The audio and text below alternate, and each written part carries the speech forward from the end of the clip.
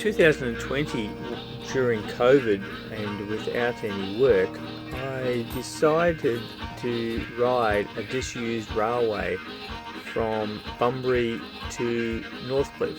It was one of the first railways set up in Australia, and the timber that came out of the southern Western Australia was used to build cobblestones in England, mining shafts in South Africa, railway sleepers in America, also railway sleepers for many of the railways across Australia, including the Perth to Melbourne railway. So fortunately I had a girl's bike that I purchased for $40, of which I ended up with some spare parts from a friend's shed of a tent pole and some other bits and pieces to put together an attempted railway bike. You've got to use a female bike, because if you have the bar when you're up on the rail and you come off, you're going to hurt yourself significantly. So you need actually a girl's bike to build something like this. This is a video I put together of that journey. I hope you enjoy it. It's a bit eclectic, but interesting. This is the bits that are available, which were a bit on the limited side, but here we go. And there's my guide. It seems to be working at the moment, but the rear wheel is just sitting a bit off. Not how I like it, but it is working. It's not, I'm not confident with it though. At the beginning of this journey, I had absolutely no idea what to expect of the railway, the conditions, whether the rail bike would even work. So I was very apprehensive, and I ended up with a very late start. As I progressed, I worked out what needed to be done and evolved as I went. Test of the bike. Hello. This is my support driver. And we're on the rails. See how we go. Good Dark. Good Yeah, luck. gonna need luck. Plenty of that. No, you don't need luck, it's all good. Yeah, well, it's straight at the It's moment. perfect, look at it. Mark 1. That way. Well, I'm going over my first bridge. It may only be a small one. However, it is making me very nervous. I just had my first accident too. There was a block of cement near the edge of the track, and my front wheel hit it and threw me off the track. So, interesting. Anyway, crossing the bridge, slow and steady as she goes. I've got to keep stopping for frogs. Oh, he's got off. Good on you, little froggy.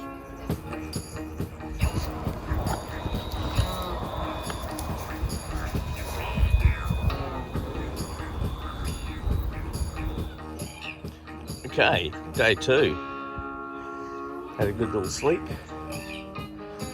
I actually camped out the back of the Donnybrook Community Centre area, Town Hall.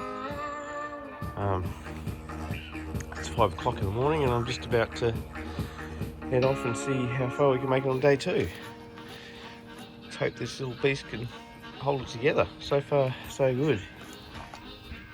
The Bunbury to Boyanup Railway was opened in 1887, but the government, thinking the line wouldn't pay, placed 2 locomotives ordered for it into storage, and the line was used for horse-drawn transport only. Years of complaints from businesses and general public saw the line finally open to steam power in 1891. While then, the Commissioner of Railways' official opening was held on the 12th of May 1891 before the Perth to Bunbury line had been constructed. There was massive celebrations, and 2 H-class locomotives imported on December 1887 were put to use on the Boyanup Railway. One of the locomotives, a H18, still exists and is owned by Rail Heritage WA. Well, all aboard, everybody, we're going for a train ride. This train sure is special, 'cause when once aboard, we all feel alright.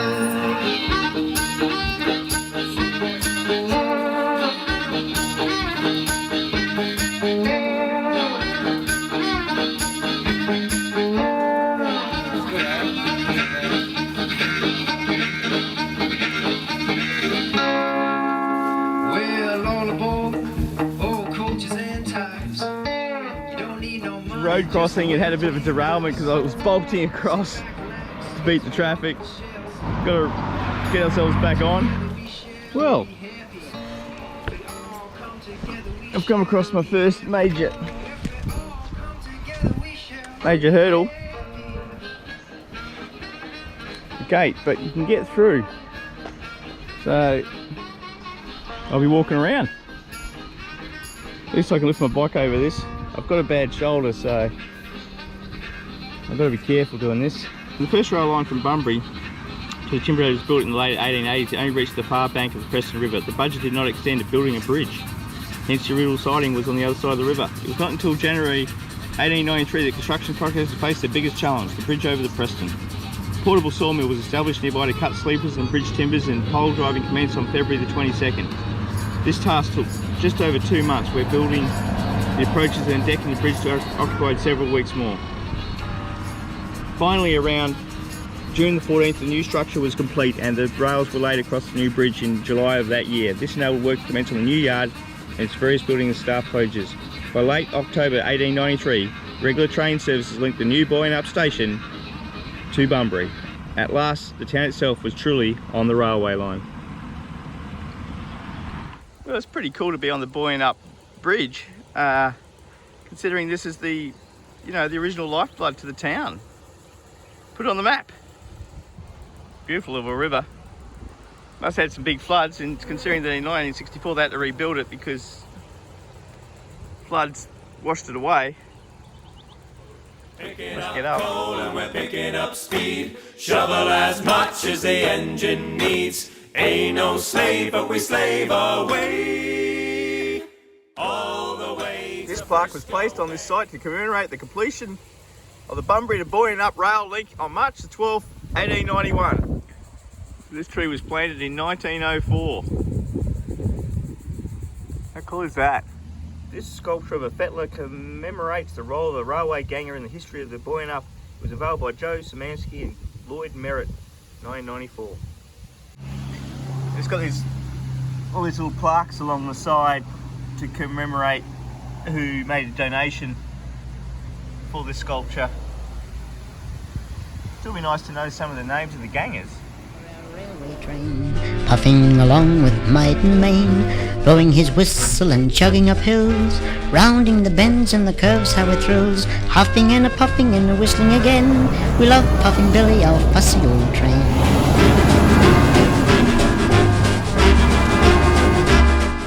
The children love riding with my At train. 2:30 a.m, Sunday the 27th of March 1921, the railway hotel was destroyed by fire. One of the boarders became aroused by a crackling noise. At first, he thought it was due to the inclement weather, but on opening the door and looking into the passage, he was astonished to find the hotel was rapidly becoming a seething mass of flames. He shouted warning to the other inmates, Mrs. Crew, the licensee and others rushing out of the hotel. The hotel, with the exception of the front walls, was of weatherboard construction, and the flames seemed to obtain a complete mastery of their position. Practically nothing was saved from the building except for the piano, which was dragged out and some money which was in the safe that had been left unlocked. All the stock was lost. Trying to sing in their own pretty words. Here's Billy, our Billy, he's coming again. Hurrah-de Billy, you lovely old train. Number 2. That's the carriages we used to run. They're up in another. They're just disrepaired. I've got one here. That one there we've done up. That photo there is in Bunbury Yard. I've got some photos at home myself of that yard. But there's the least old lady and then both combined. They used to run them like that, back to back. Yeah, right, like that. Oh, I see, that's how they do it. Yeah. Yeah, that's what we're working on now. We've just done all the tinder up. I've got to get that back. Hopefully this is going to go. Once we find it's been tested, the boiler. A couple of weeks ago, a guy came in here and done it all. What, pressure tested it? Yeah. Wow. Cold test. Yeah. And he passed it. Awesome. Because all the boiler's been done. That's all been done up. Just a matter of putting it all back together now. Geez, bit of work. Yeah, it needs tidying up. Cowleys to go back on. Everything's so big and hard and heavy.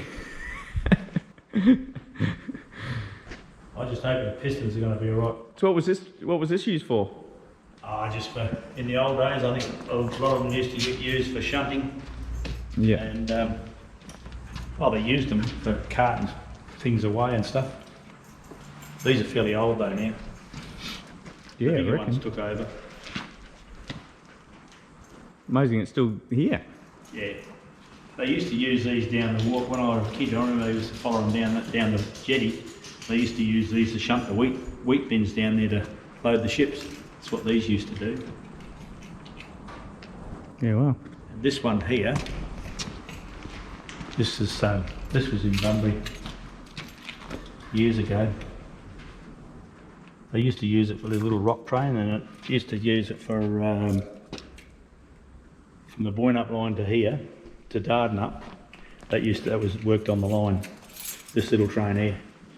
This is not a goer though. This is static. Oh, okay, static one.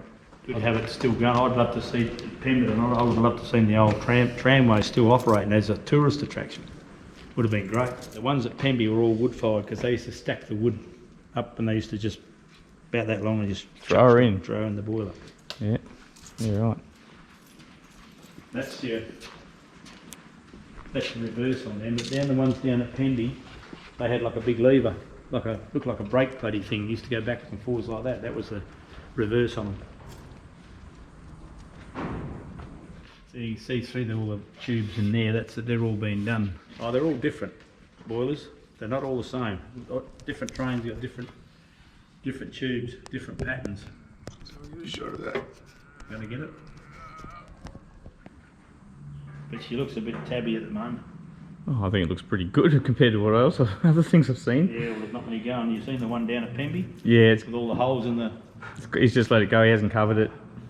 He's done nothing with it. The guy said for. That was given to him, to Willis. Wow.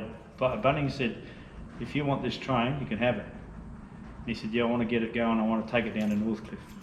That little one. That would have been ideal. The one up there at, if you ever go up there, you'll see the Cabana Queen. I don't think it's running.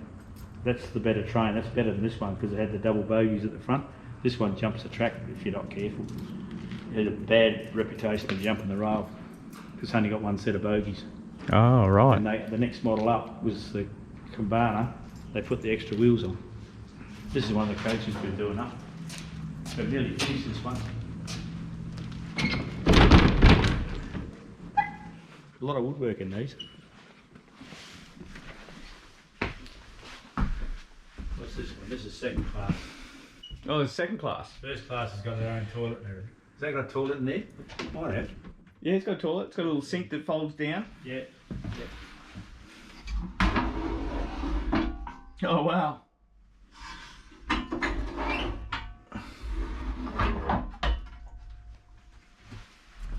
I used to put them in houses too. They used to have metal bloody pattern metal stuff in houses. It's a lot of the old homes.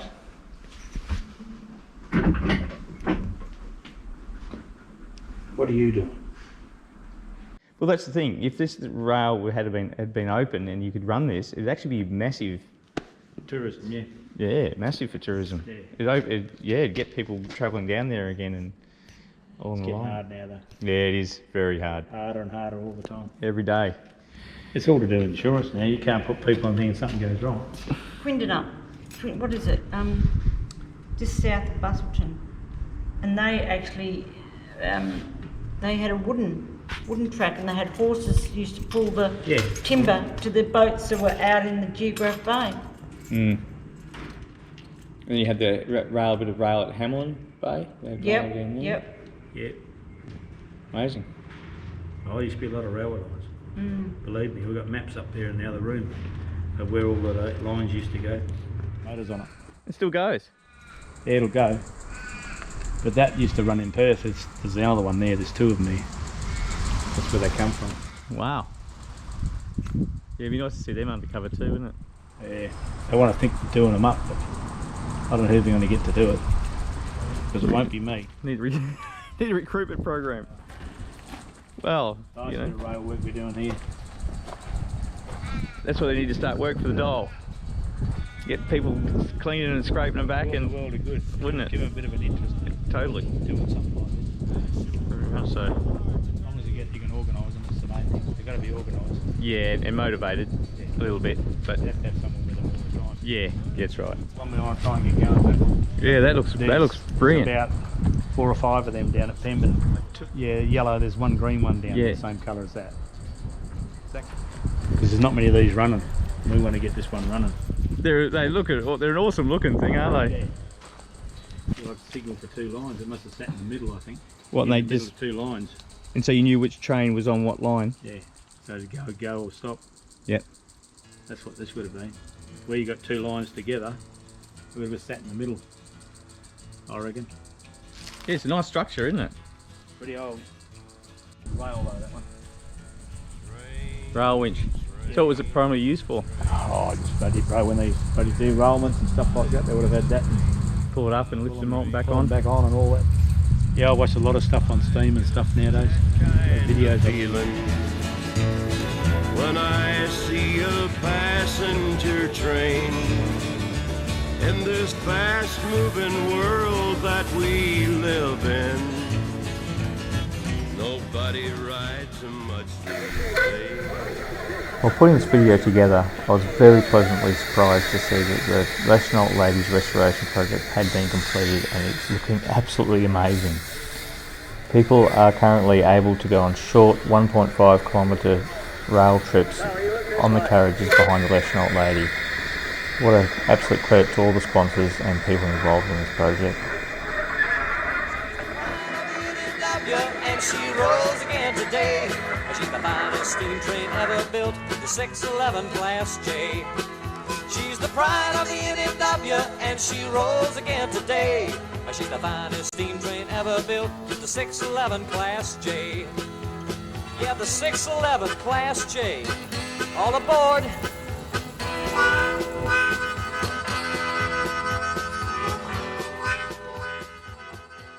This is the new rhubarb. It's a bit of an attempt to stop rocks that are on the track and frogs and try and get the grass. The grass was piling up on the front, so this is an attempt to try and stop the grass getting the wheels. It's a quick fix and I may make improvements as I go, but we'll see how we go.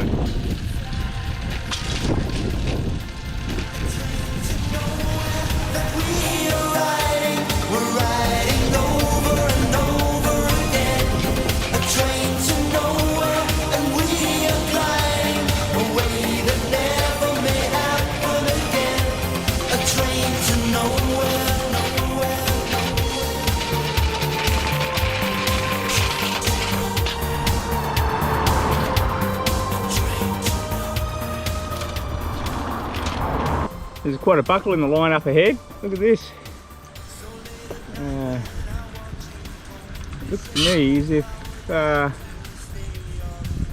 someone's pilfered a few of the wooden blocks, taken out a few of the wooden slabs.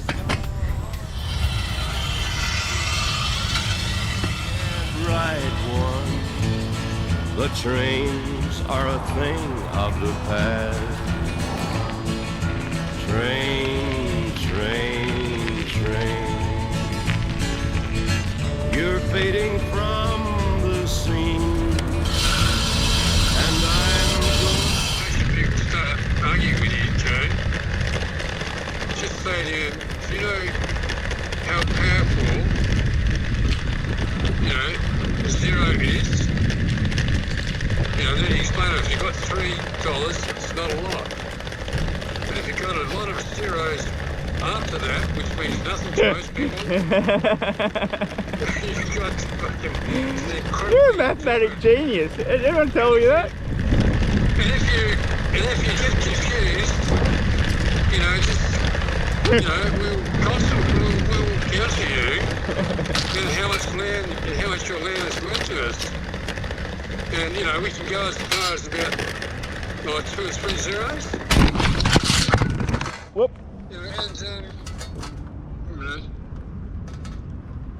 What? Yeah, because anyway. No, it's true, Joe. Is it? Wait, you there? Yeah, I'm here. Right, what's up? Oh, mate, you're on the right tracks, mate. You're on the right track. This is an act of genius, Joe. You're a fucking genius, mate. I don't know about that one. No grey nomads. Every chance in the world of getting fucking hepatitis or some fucking thing. UV would have killed all that by now. I just had a bit of a prang on my bike because wasn't concentrating. Oh, Jared. Jesus. Life's about concentration, mate. I've just seen the worst thing ever. Not that. It's a girl in knee-high boots carrying with tight jeans. It looks hot, carrying a carton of beer. Where are you, man?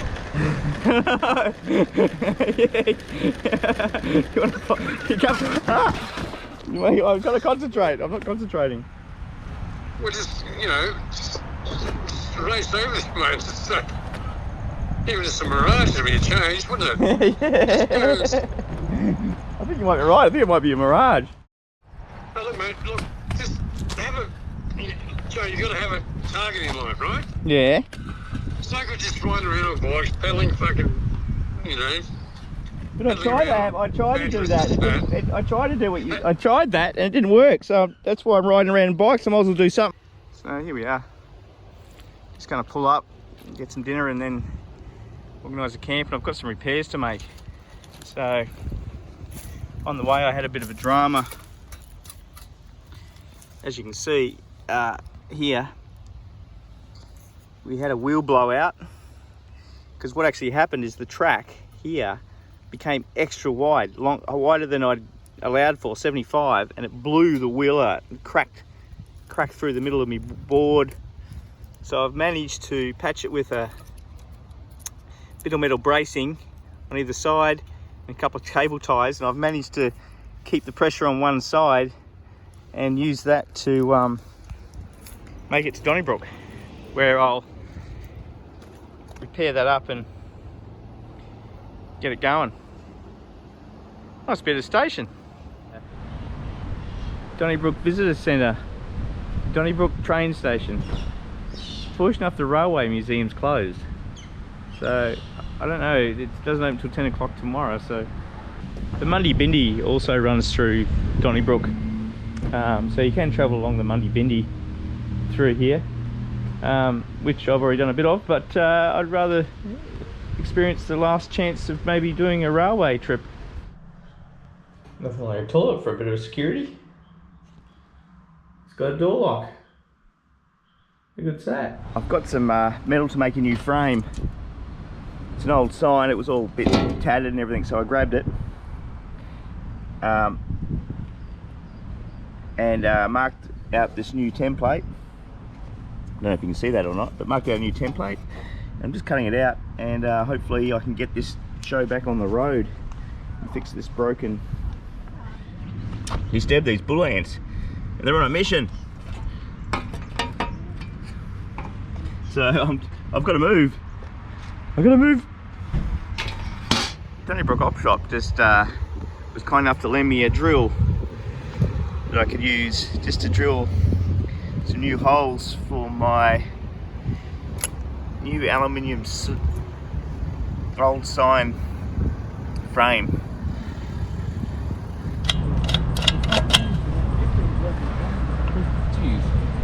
But I'll use that wax.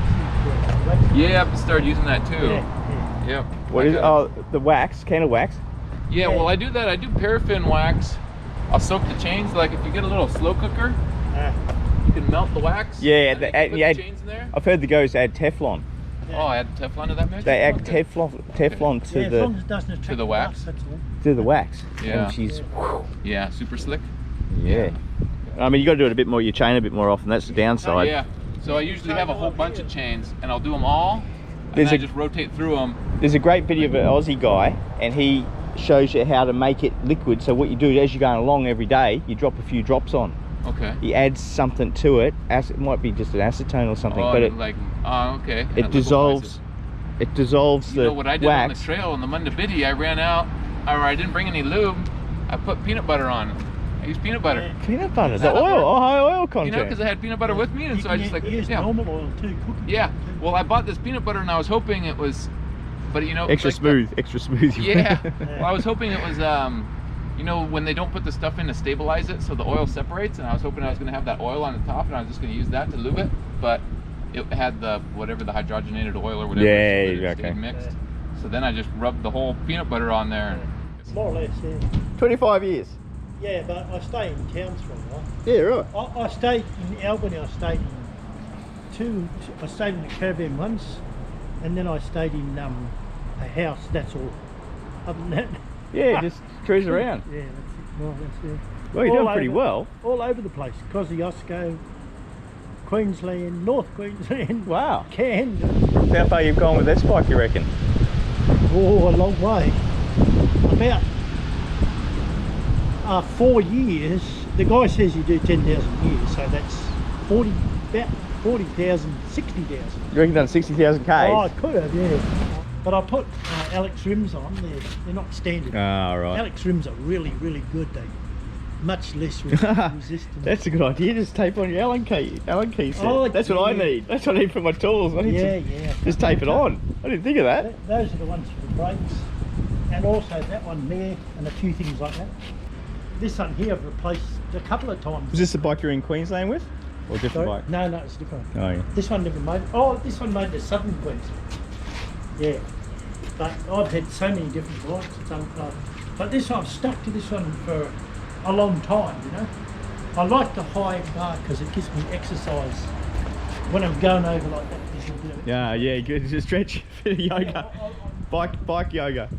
Yeah, that's right. I have to keep my exercise up because, like you said, I'm old. I'm 70, so I've got to keep up with physiotherapy, you know? Yeah, it's true. Oh, make sure I kick that physio. It caught me on out in the Nullarbor. It caught me on. It wasn't that. It was one of these wires caught me. Oh, and yeah. down I went. Yeah, because they go on the top. Yeah. Yeah, I did. And Old so- mate's bike was nice. It was all internal. Did you see that? No. Sorry? Patrick's bike. Oh yeah. He had all in. all the cables inside. Yeah. I saw a guy and he had this show gun, and I just said, oh okay, I'll buy one. Soon, first opportunity I come along, I'll buy one. So that was why I bought it second hand, $350. But I've had it for a bloody long time. Had it for 6 or 7 or 8 years now. Yeah, paid for itself. Yeah. It's good value. 'cause- That's $40 for that one. And, Yeah, I know. and I've ridden that from Albany, Mancham up down to Augusta, up to Bunbury, all the way along Yeah. the coast, up around to Bunbury. Yeah, but this is the only bit of touring you've done on the on bike. that bike. I tell you what, you'll get a better bike. I'm telling you now. That's the go. Mostly Get a good because- bike and then you don't have to fix things all the Mostly because of time. the damn spokes and the rims bend and the spokes break. Other than that, like you said, that's the reason I got those wheels, you know. And I got a sealed bearings. Yeah, the crank bearing sealed. sealed, yeah. And the pedals are quite good pedals because Yeah, they beefed up pedals, aren't they? because when you pedal, you push outwards like that. So you're pushing on the friction as you go out, wears you out too. You see, I found that one out. So you put low friction pedals on. Anyway, if you do this a lot, you'll get a better bike for sure. Yeah.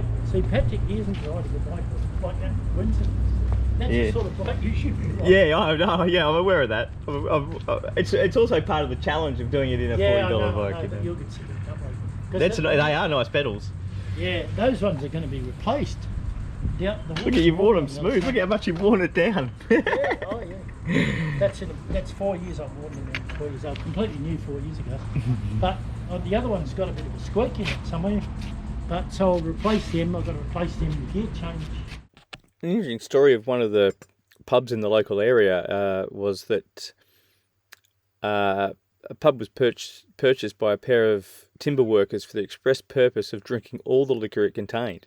They boarded the place up and refused entry to everyone, including the baker, who had to throw bread down the kitchen chimney. Eventually they were rescued and taken to hospital in a sorry state, but not before all the booze had been drunk. That sounds like a good way to have a piss up.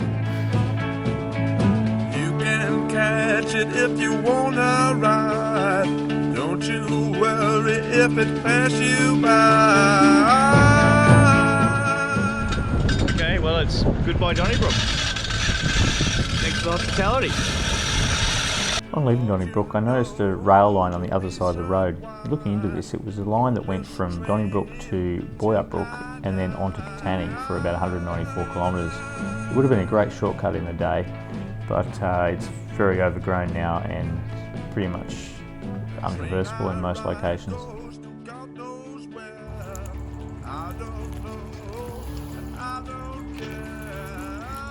tried using eucalyptus oil because I know tea tree oil works, but I don't know if you can see them or if they're in focus, but there was a whole bunch of big ticks on him, and I pulled the bodies came off a couple of them, and I pulled the rest out with my nails, cleaned him all up. So you're good to go, mate. Hope the eucalyptus oil doesn't burn too much. Stay away from the ticks. Got it? And they still say at night when the wind is blowing right, you can hear the lonesome whistle from that train. How could I know that I would miss her so? 9,000 was her name. And they still say at night when the wind is blowing right, you can hear the lonesome whistle from that train. How could I know that I would miss her so? 9,000 was her name.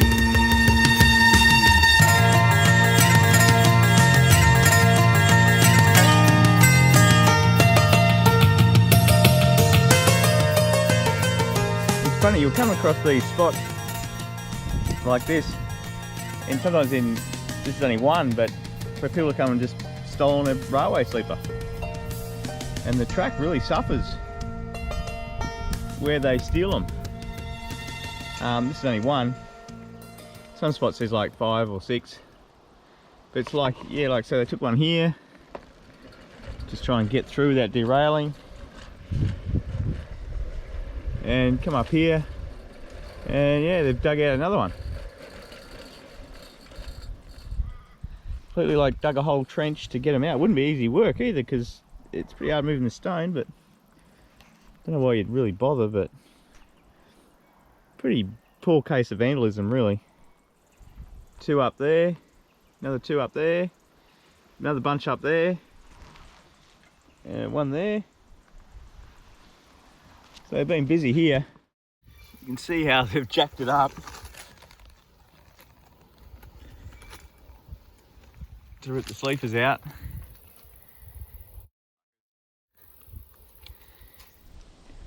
Feather on the lying on the track, so I'm taking it for good luck. Been a long day. I was trying to make it to the next town, but going's been slow. I've had a couple of derailments. Nothing really major. Just the track width's been a bit inconsistent and falling off. I need my outside wheel to be about twice as wide. But I've just stopped here to enjoy the scene. Quite a picturesque little spot with the sun setting. And I thought I'd just come and have a look to see what sort of state it was in to make sure it was rideable. And it's actually in really good shape. Everything's nearly no rot, and looks very solid. Last chance for buoying up. Last chance for buoying up. Anyone going to buoy up? Get on now. Last chance.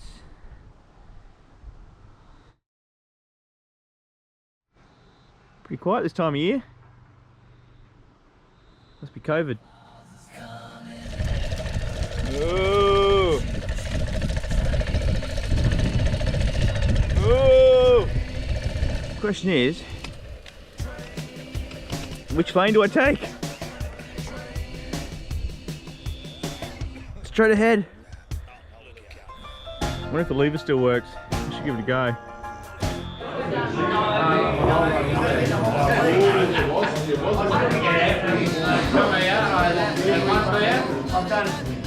We've arrived at Santa Town. As you'll see in the morning, Santa galore. Santa's been checking all around the world, wants to know what's going on with every single boy and girl. Said, great gosh almighty, much to my surprise, nobody's been naughty, everybody's been nice. Now Santa likes to boogie, Santa likes to dance, Santa likes to rock it, likes to go real fast, Santa likes to ride in the boogie woogie choo-choo train.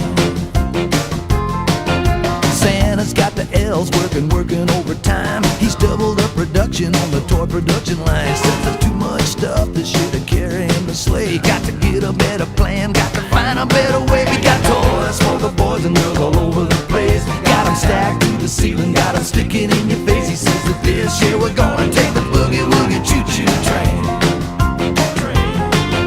Santa Claus is coming.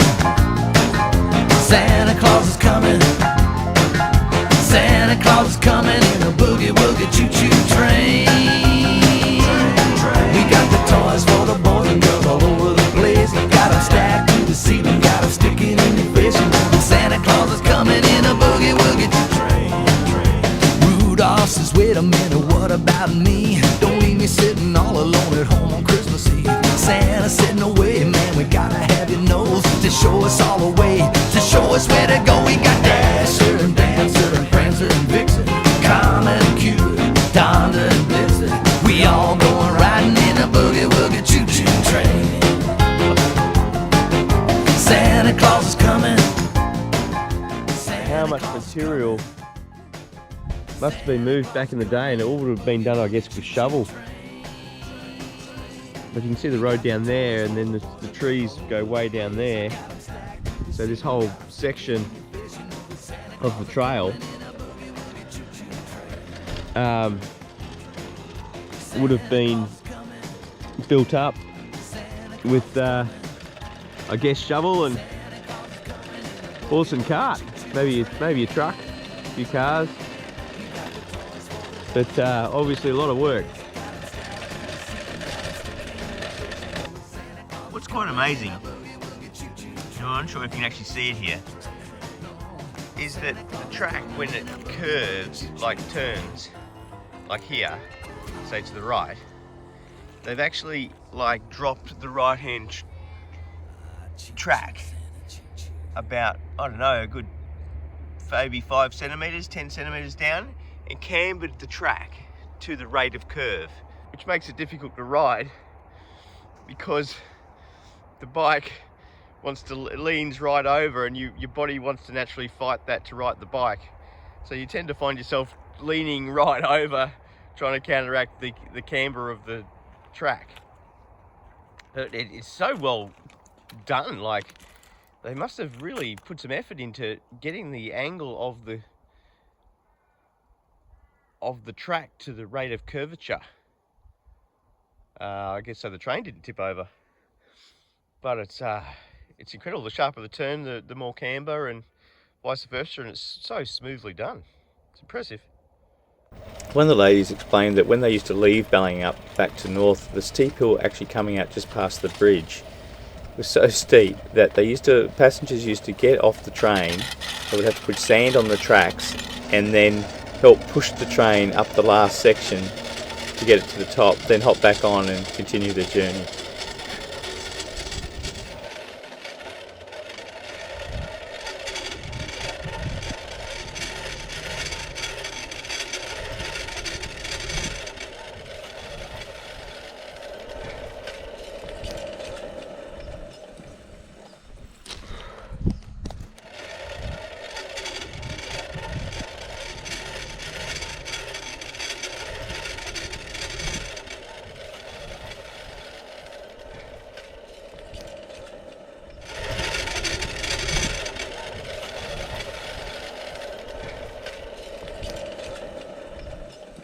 So I was just sawing them out this medieval place, and thought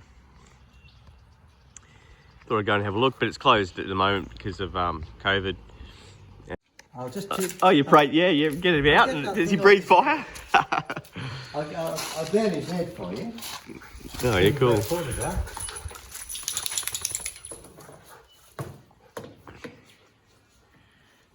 And this goes in the parade, the big parade that we have. Yeah, cool. Awesome. If you Google the medieval carnival, you'll see all these pictures. Oh, I will. I'll have a look. And all the costumes, I suppose. And another thing to Google, a friend of mine put me onto this, I haven't seen it, but on the net, there's a thing called something to do on your retirement. And they've got these blokes in South America, they're Americans, but they're in South America, and they ride in this disused railway line through Argentina down to the south, and living on it. And they're going hundreds of miles on this bloody thing. Yeah, right. And this thing is our actual burning dragon. This is paper mache we sprayed on it. Yep. And we haven't finished painting it yet. It's not. Oh, you set fire to it? Oh yeah. Oh, that'd be cool. We've got a big fire area down there. Yeah. You see it when you get home. Look it up on the. Yeah, well, definitely. These are the head, the wings, tail, wings, legs. It just slots together, and then we have a big bonfire on the night. Oh, awesome. And it burns. But it's just paper mache. Made a frame up, sprayed it on. Yeah, sprayed on. It makes it all rigid. Yeah. Well, it's a steel frame. It'll look all. It look We've really. Oh, yeah. Yeah, Bridgetown next. Bring on Bridgetown. So this is sort of Mark 3 really, because that had to be. I rebuilt that because when the track went super wide, it blew my old one apart. Oh, okay. So I had to get it. I got a bit of this aluminium and cut it up with a hacksaw blade. Yeah. Which has worked pretty well actually. That's been working well. Well, thanks Joe. Oh. Say good day. I'm on video. You're welcome, Joe. On video, yeah. Thanks to Joe, I've got double wheels now, so the plan is less derailments. Keep our fingers crossed for you. Double wheels sense to the medieval Medieval carnival. Medieval carnival. We're less medieval. So, on the bike. So a friend recommended I go to have a look at the Golden Valley Tree Park. So I've gone off rails again. Nothing like going off the rails.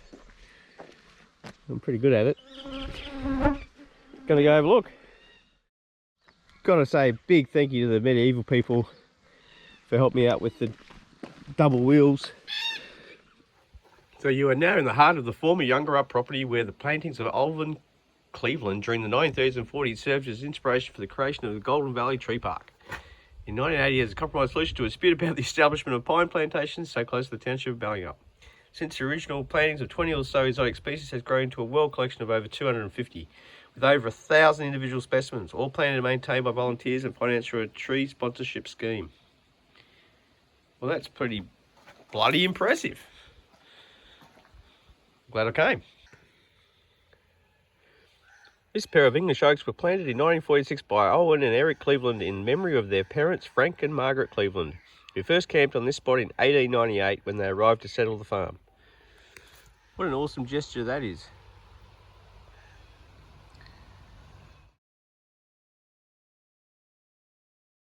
The Golden Valley Tree Park is the largest arboretum in Western Australia, both in terms of area and number of species. The park is divided into two sections, one area of 25 hectares for Australian trees and the other area 35 hectares for the world collection.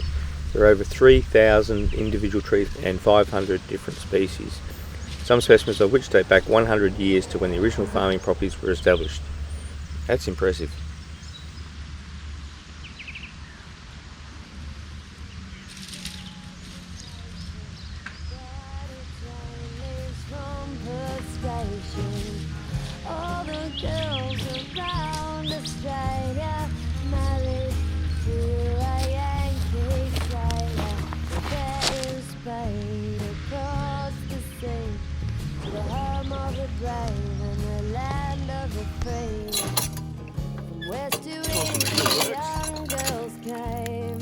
That? What popped out the end of it? I hope he's alright. Is this frog? I don't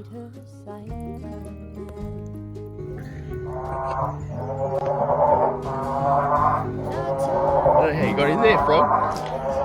How did you get in there? Did you come up from the other side? Like, that's almost impossible.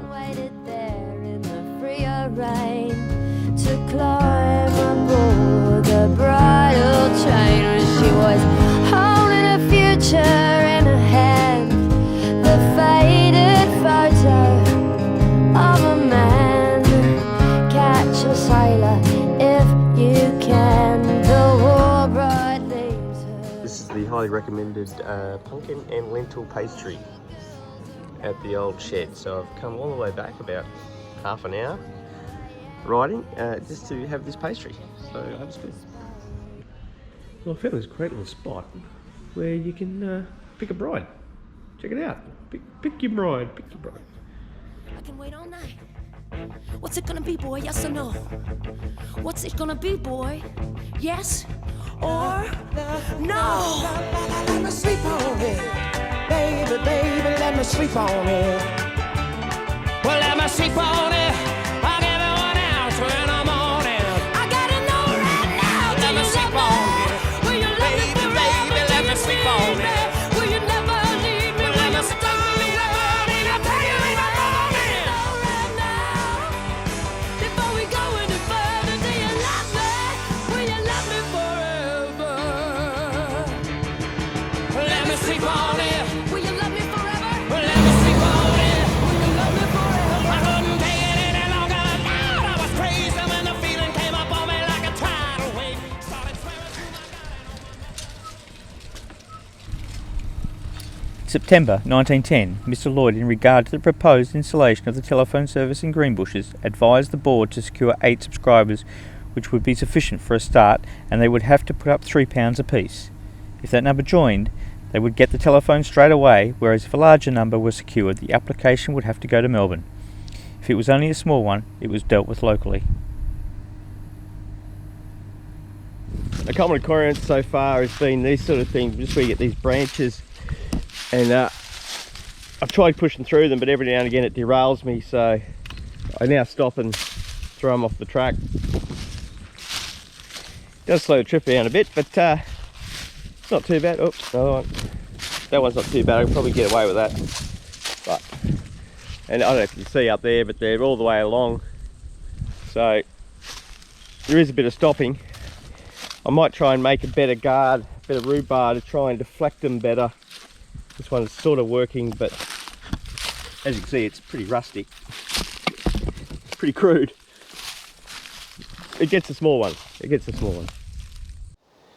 The heat just shimmering off the track. I'm a bit parched. It's hot. I don't know, it must be about 35 degrees. I'm sort of cooking. And I'm getting low on water, but Greenbush isn't far away, so keep pedaling.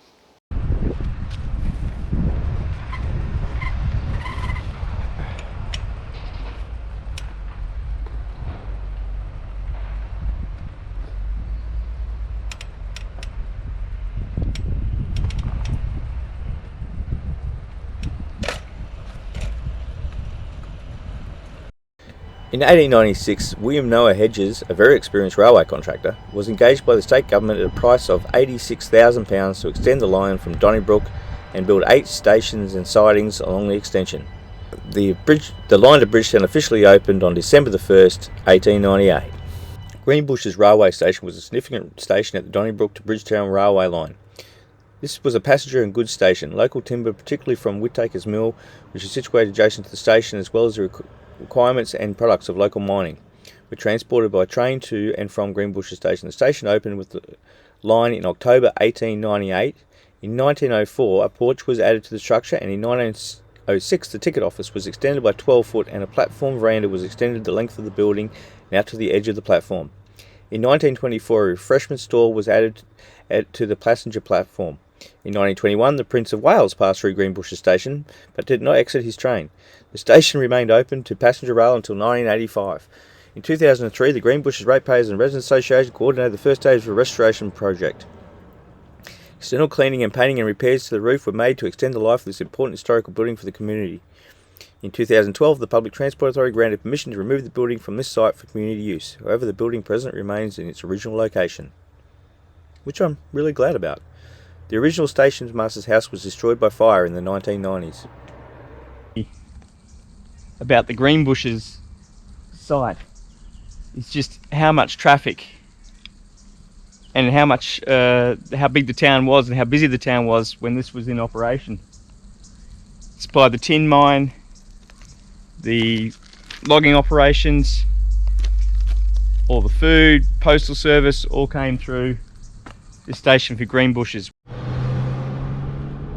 The original railway hotel of Greenbush was located in North Greenbushes near the railway line. It was one of the largest hotels in the whole southwest, actually. Unfortunately enough, that burnt down during the hard times, like a lot of the original railway hotels.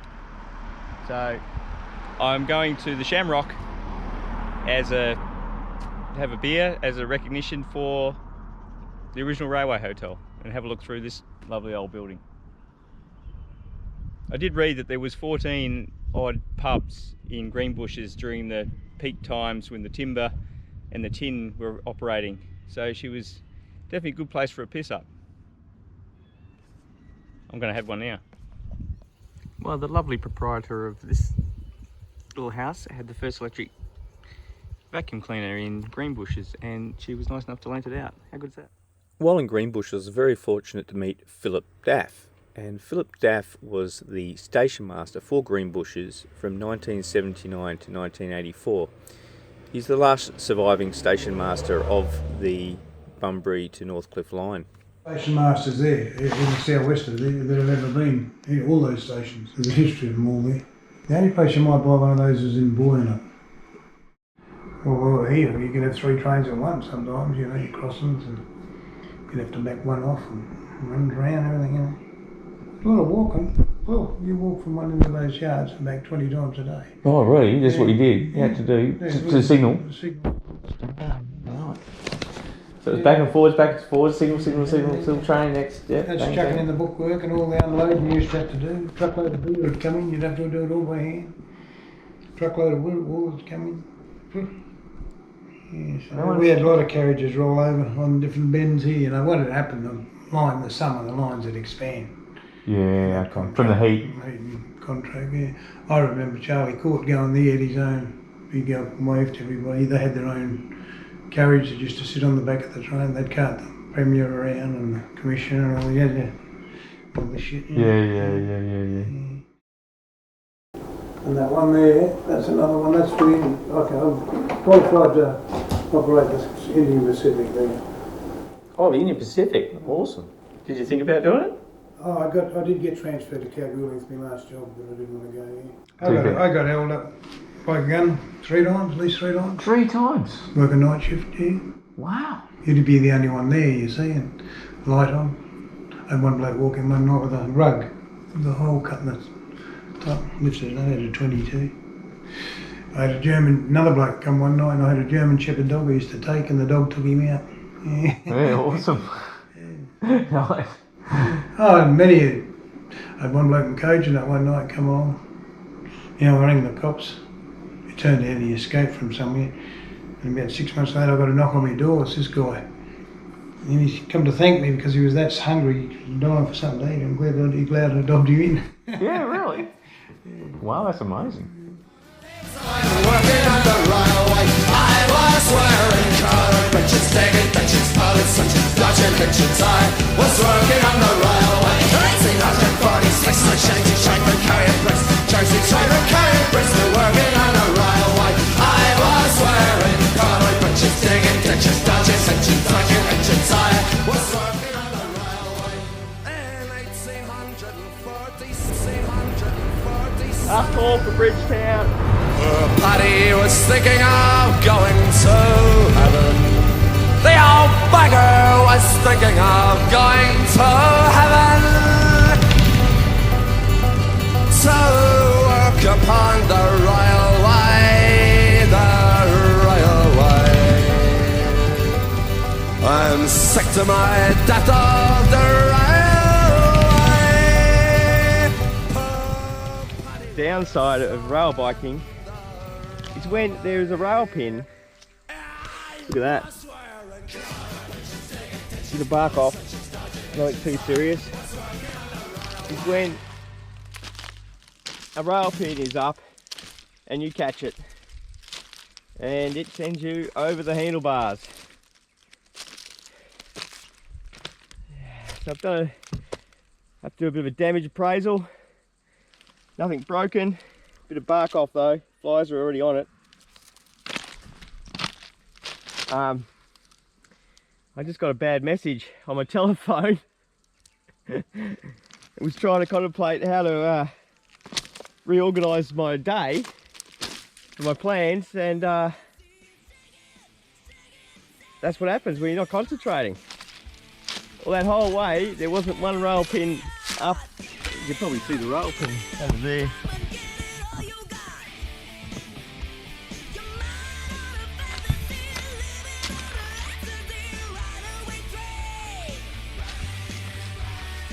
Got one rail pin the whole trip, and at that moment when you've got something else going on, there's one. Fuck. Funny how life can sometimes give a physical consequence to a psychological state. 2005, a rail enthusiast member of the public who lived near the line in Bridgetown wrote, "Passenger traffic on the line to Bridgetown was stopped in 1985 because of the condition of the line. The example being when the track gave way under the train right in town and the last four carriage of a loaded train tipped behind the old packing shed a couple of years ago. All trains stopped on the Picton to Lambert line in early 2005. So anyway, here I'm at the Bridgetown railway station. Once this would have been the hustling metropolis of Bridgetown. Lovely old building, apparently it's got asbestos in it. And I'm so thirsty. It's been a hard day. Bit of an injury, couple injuries down the leg. So she was a bit of a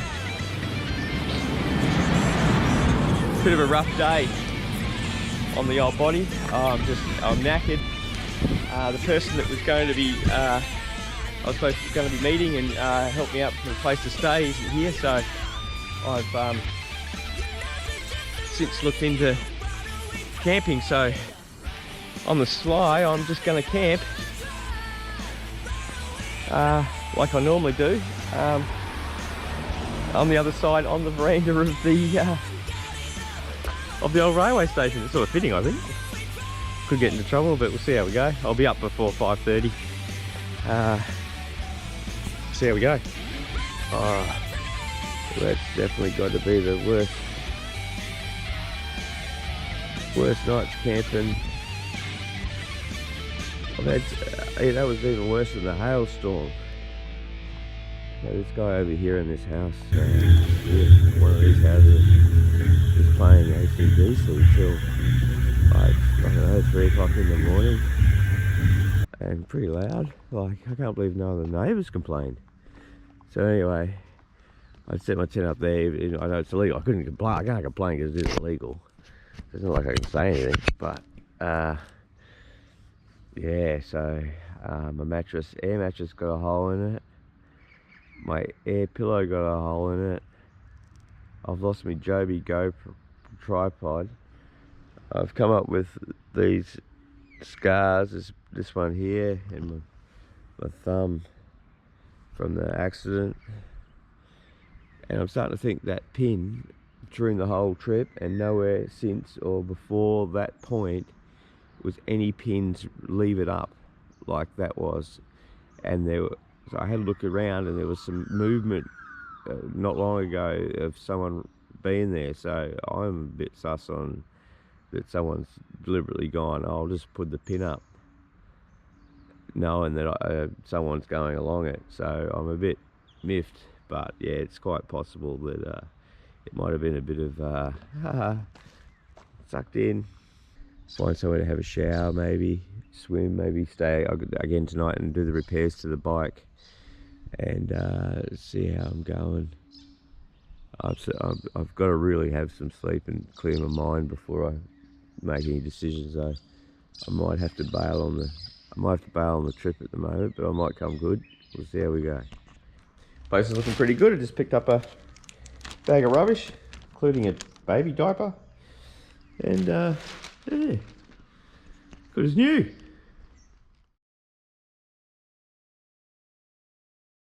I'm at the Bridgetown Public Library, and I've just sort of come here to suss out on Sue from the historical side his recommendation of a book on the railway called Railway Hotels, and apparently it's got a bit of information on the railway. The library in Bridgetown is really quite awesome. So Joseph Smith, who was a pardoned convict, actually built the first railway hotel in Bridgetown. He also helped build the first bridge before it was washed away. He built a number of buildings in the Bridgetown itself and was quite an industrious sort of character by the sounds of it. Bridgetown owes a lot to Joseph Smith. You're driving. Mark 4 improvements. Got to about Mark 4. Okay, another bolt. Well, she's seriously got some cross bracing now, so it really shouldn't move far now. That's the main thing. Is that holding? Yeah, it is. I don't think she's going to go anywhere now. Yeah, you just got to remember to tighten everything up every night when you... Yep. Yeah, exactly. That's pretty cute. It's pretty cute. Oh, okay. So this is a little trap to catch them. Yeah, because there's food in there for them. Okay. It's in. And then we get this to, because man's like this, and they're addicted to it. You put near the net, Okay. and then they come through and they go to the net and start eating. And when the person pulls it out, there's like heaps of mounds in there. And we got one. Yeah. Well done. Well done. Then that was cool, Marin. Cool Marin. Marin. Marin. Cool Marin. Are you Marin? You got Marin arms. I'm glad you haven't got claws though, you'd be dangerous. Dangerous! Dangerous. Chuck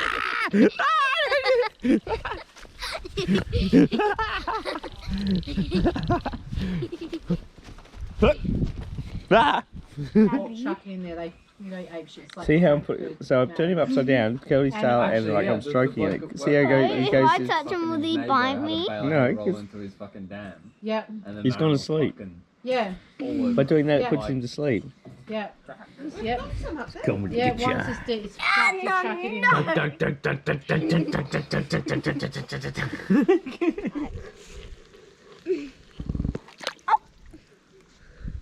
Oh, there he is! Pretty there thin. he is! There he is! He'll be gone. Okay, Maddie, thanks for the lift. You're welcome. And I'll see you later. I'm back on the rails. Have fun, see ya. Yep. Bye-bye, guys. Bye. Bridgetown was originally known as Giglup, which meant place of gilgies, or Marin as we know them. So obviously there was a lot in the area back in the day, and the Aboriginals used to feed on those. And then they decided that the name would be changed to Bridgetown because of the town of Bridges, and Bridgetown was also the first ship to load wool from the local area, so they decided to name it Bridgetown. The first bridge in Bridgetown in 1862 was actually washed away before it got to be used in some floods, so they built a second bridge just upstream from it later in 1862. That turned out to be a bit wonky, and so they built a third bridge in 1888 for £1,000, and that was used till 1936, and it veered sort of southwards from the original bridge, and they burnt down bridge number 2. Then the railway bridge in 1910 was built. Bridge number 3 was widened in 1936 to allow for the ever-increasing number of cars going across the bridge. And the railway bridge was then replaced with steel and concrete in 1962, and that remains till present day. The fifth and final road bridge was built in 1981. The trend was to use concrete, however they ended up deciding to use timber for this final bridge, and it's quite an impressive structure. I really like some of the positive graffiti they have here. You finish this. Be free and live your life. Come play.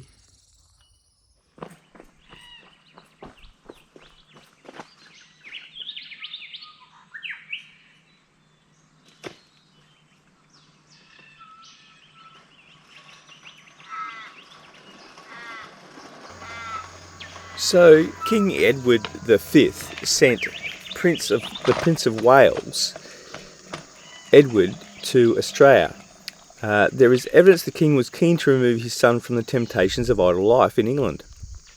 Edward was a notorious womanizer and a penchant for married women, rumoured to be bisexual with a habit of making friends among the more disreputable coteries of fashionable high society. On that tour he did a rail trip from Perth to Northcliffe, and about 10 miles south of Bridgetown, roughly this location, a derailment happened.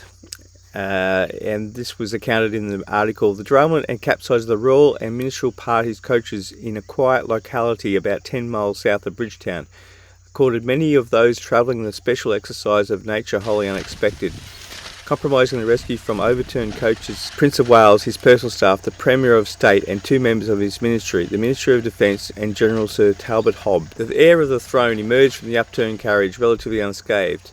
He was holding some official papers in one hand and his silver cocktail shaker in the other, and he commented to his companion, Lord Mountbatten, and all others within earshot, "At last, we have done something that is not on the programme." The Prince joked with those around him and walked along the railway track in a light-hearted manner. We can only imagine the attitude of Edward and his young cousin, Lord Mountbatten, toward the situation in which they found themselves. Mountbatten perched himself atop of the overturned carriage, surveyed the wreckage and reportedly commented, "That's the best thing I've ever been in." This event led to Prince Edward being given the nickname the Digger Prince by the press, and he was thought to be a good sport by his adoring Australian subjects. This affection towards Prince Edward was actually noted by the Prince, where he actually wrote in one of his diaries, "The touching mania, one of the most remarkable phenomena connected with my travels, took the form of a mass impulse to prod some part of the Prince of Wales. Whenever I entered a crowd, it closed around me like an octopus. I can still hear the shrill, excited cry, 'I touched him, I touched him!' If I were out of reach, then a blow to my head with a folded newspaper appeared to satisfy the impulse."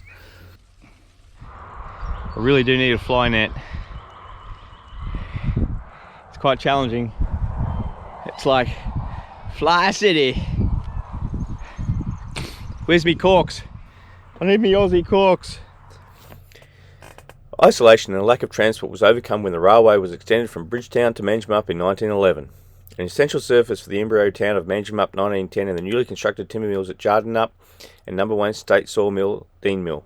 Commercial and civic progress was rapid, with public buildings and many homes being built. An agricultural show was held in 1917 and a hospital opened in Jardinup in 1918. The timber mill at Big Brook, Pemberton, was connected to the Bush Railway network in 1914, but it was 1926 before the line was transferred to the state railway system.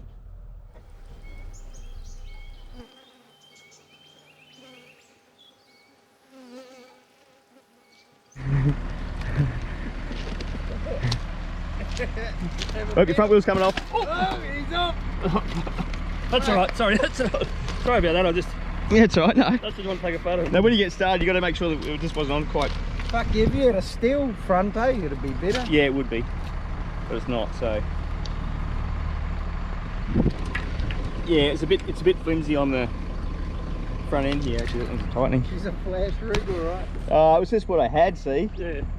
Rather, I didn't want to invest any money in case it didn't work. And then what? You've been on a mish. How many days have you done? Oh, a week now. A week. Been on a week. I bet you wish you built a stronger. Fuck, you better go hard. Yeah, I know, you're right. You know those electric bikes too. Ah, yeah. Yeah, once you go to spare something you're not going to do again, you know. There's something down there, put a guide on, something like that. Yeah, guide in the back. But see, when you go over the crossings, and there's heaps of crossings and ant hills and all that, you'd have to join them together to lift them. Oh yeah. So I just grab this and I'll lift this up. Oh, I see. And I can keep riding on the track without guide. Fucking cracker. She's a setup. There she is. Spent more on the camera to film it. Yeah. I already had that. Yeah, the camera's worth more than the bike cost $40. I got that from some lady who just had a heart attack. I just had a heart attack trying to get on the fucking Fuck, that's gold. Yeah, it is gold, isn't it?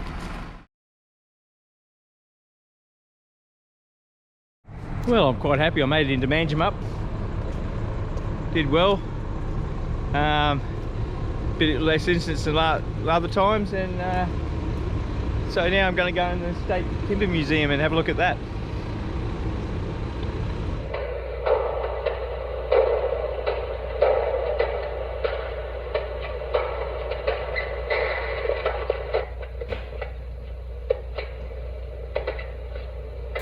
Instead of the forest being a fleeting source of wealth to be mined by timber companies without let or hindrance, they should be worked on sound silvicultural lines with a view to assuring a continuity of timber supplies for all time. That's certainly a man ahead of his time.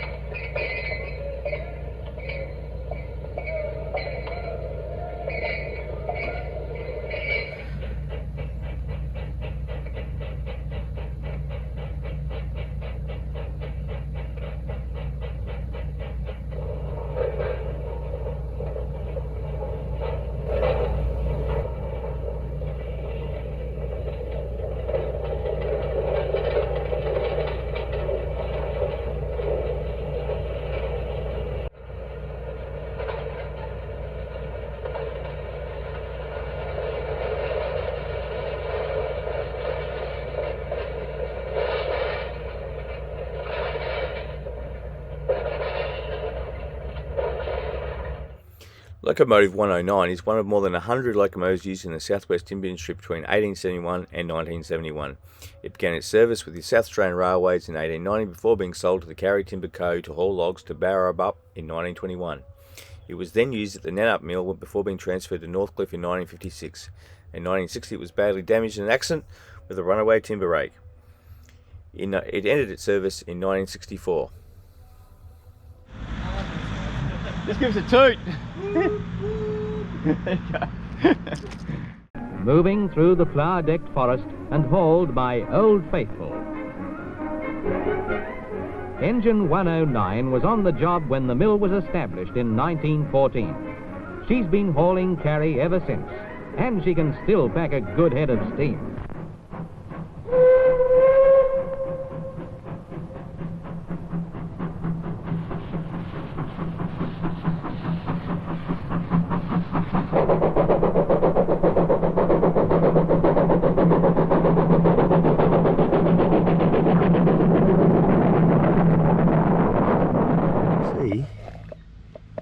Cracked out in here a large piece of the wheel, which is quite making it wobble around quite a lot.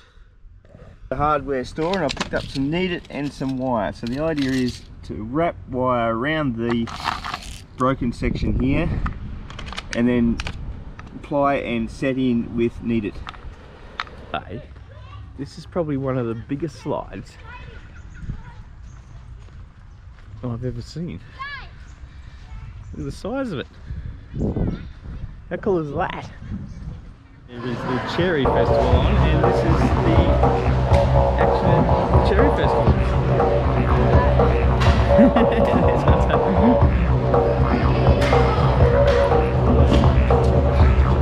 Take it on the hole. Fear versus the hole. Oh, good luck.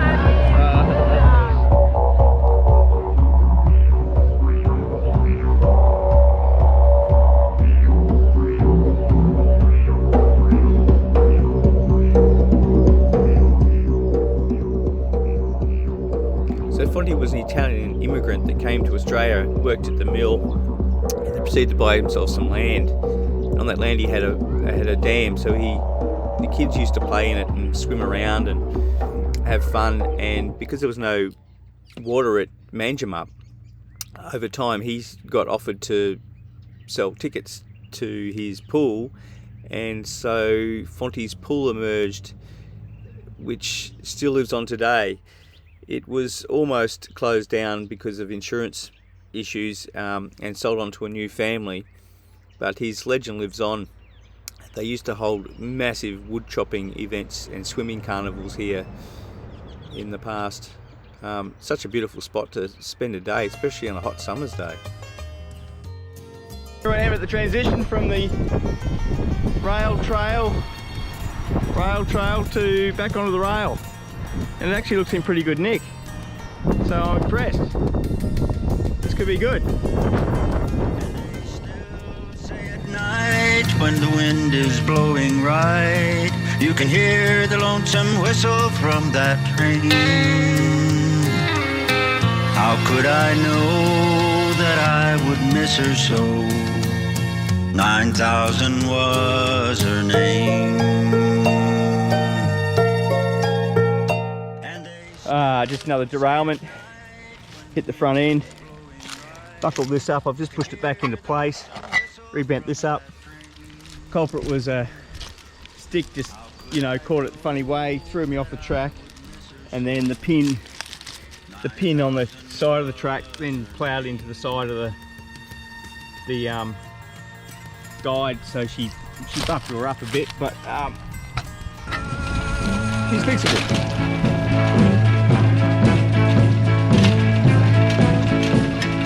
Train I ride goes to God knows where. I don't know, and I don't care.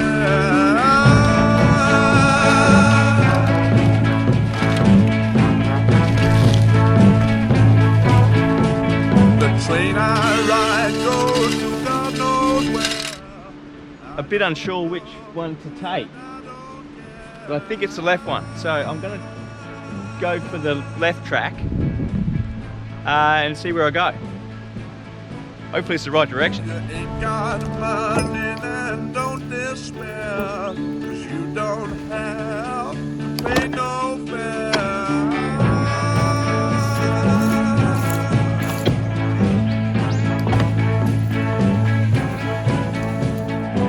So the railway here is obviously in pretty bad shape. So things are going to get a bit more challenging now. As you can see, hasn't been driven on in a long time, so it's going to take a bit more work, I think. Anyway, see how we go. Just a tad overgrown, so it's a bit of work. Push it down through here. Okay, the Lyle, the Permanent Tramway Co, which was this was one of the big Diamond Hill plantation mills, so this was one of the big destinations for the train to pick up timber when it was extended down to Pemberton.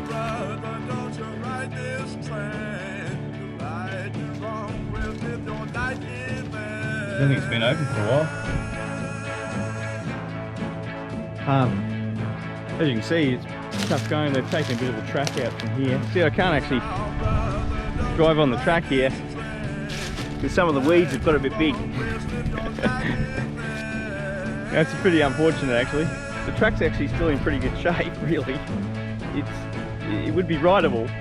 I just can't ride it because it'd be thick up here. I'm trying to decide whether I go around the road or try and push on, see if it clears a bit. It does seem to be clearing a little bit. I don't like my chances, but I'll push on the track as far as I can. And if I have to turn back, I have to turn back. I'd like to stay on the track as much as I can. We'll see how we go.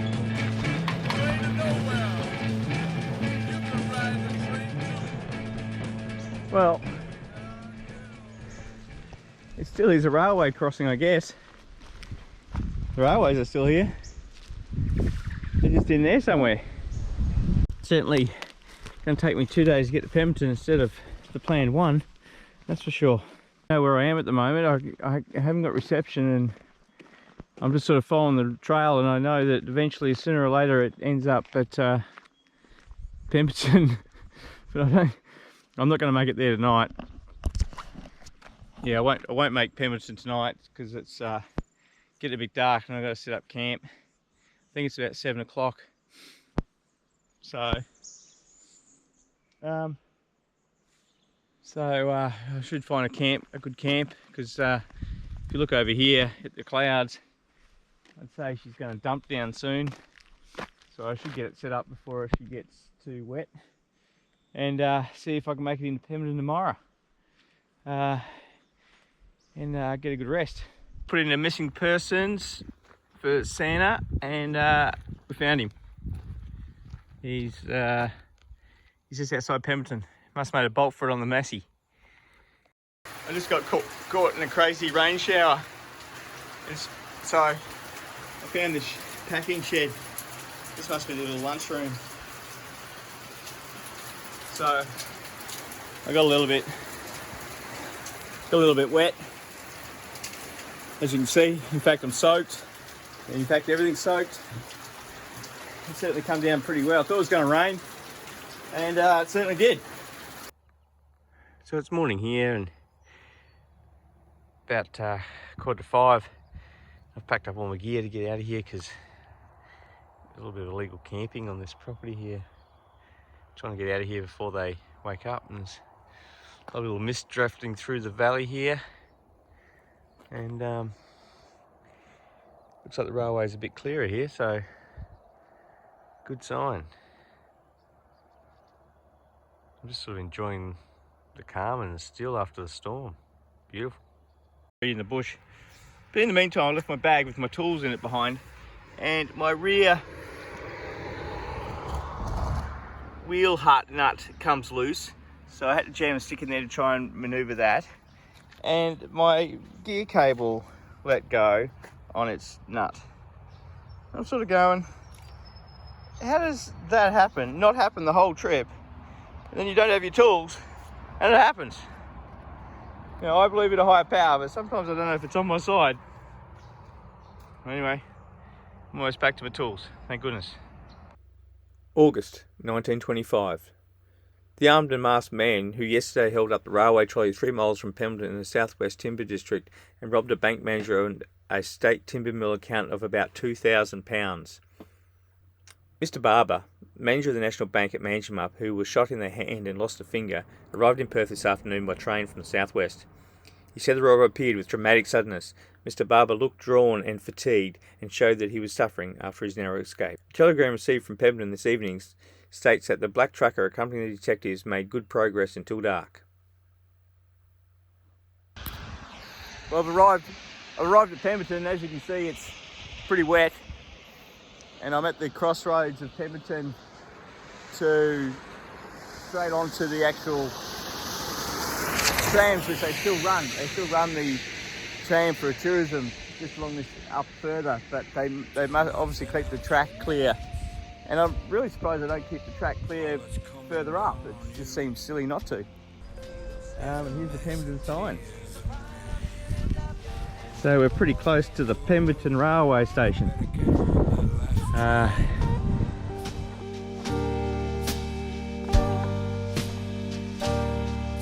You got everything to lose, you got nothing to gain. The only thing for sure, whoa, this is the last train. Yeah, you better jump on the last train. Yeah, yeah.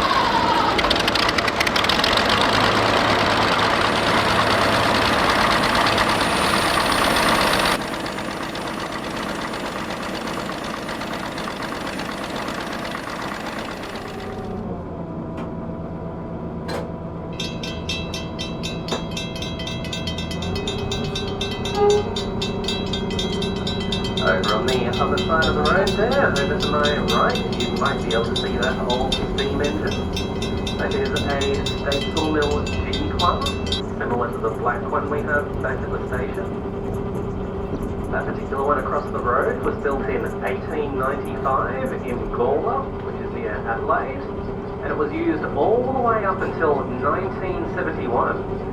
These days it's very hard to imagine a vehicle having a working life of over 70 years.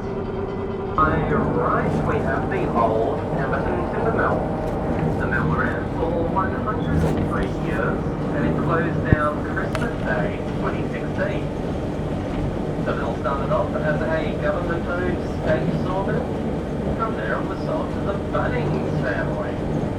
Bunnings owned the mill for most of its life, and they owned most of the large mills in the southwest. At the time the mill closed, they had 65 employees, but at its peak in the 1970s, they employed up to 378 people, and the mill ran 24 hours a day, 7 days a week. Now, this is except for Friday afternoons, where everyone comes off at lunchtime. I think you'll all agree that is some good union work. In 1987, the mill was completely rebuilt, and at the time it was the largest and most advanced timber mill in the southern hemisphere. They also have the world's largest bandsaw. Rumour has it the mill has just been sold to a Queensland company by the name of Parkside. We aren't really sure what their plans are for it at this stage, but we think they want to remove all the machinery and take it to the Nannup or Manjimup mills. Timber milling isn't really viable in Pemberton anymore because all of the government-owned forest is now National Park.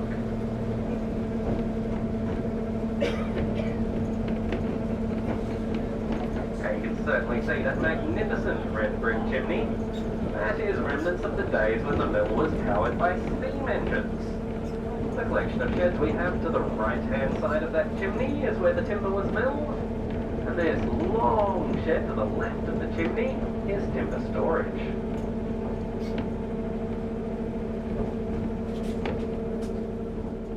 There are now calls to demolish the Pemberton timber mill, badly damaged by fire late last week. The heritage-listed site is riddled with asbestos. It's leaving the town at risk of exposure to dangerous levels of the deadly material. Friday's fire destroyed a precious piece of Pemberton's history. But now comes the fallout as the Shire of Manjimup and mill owners Parkside Group begin the clean-up process. The fire was reported by a local cafe owner at 5 in the morning. Police, firefighters and local government authorities worked hard to contain the blaze. 12 hours later, the fire was contained, but the heritage-listed mill badly damaged. We actually dodged a bullet. In reality, there hasn't been a lot of damage to the town at all. It's just that an old historical project, icon, has been demolished. Did your dad work in the mill? For the mill, Yeah. 23 years. 23 years, wow. Yeah, and my brother, off and on, see, because he enlisted in 1940, and he didn't get out till just on 45, so he was there for that years. He was there from 13 till he joined the army, and then he came back to the mill. He was in, like, he worked in the mill, then he joined the army, then he come back. But he didn't work there that long. He was a bit crazy, and you know, the blokes called it now PTSD, but it wasn't called anything then. It was just you're mad, you old bugger. Real concern, and I'm sure others would share it.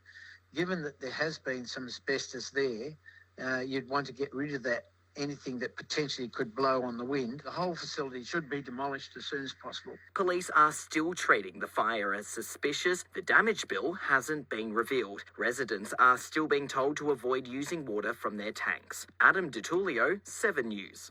They originally planned to continue the railway all the way to Albany and make this one of the world's great tourist lines. But as they built this, they found that in terms of cost per mile, this was the single most expensive railway to have been built in the entire country. In today's figures, it cost about $900,000 per kilometre.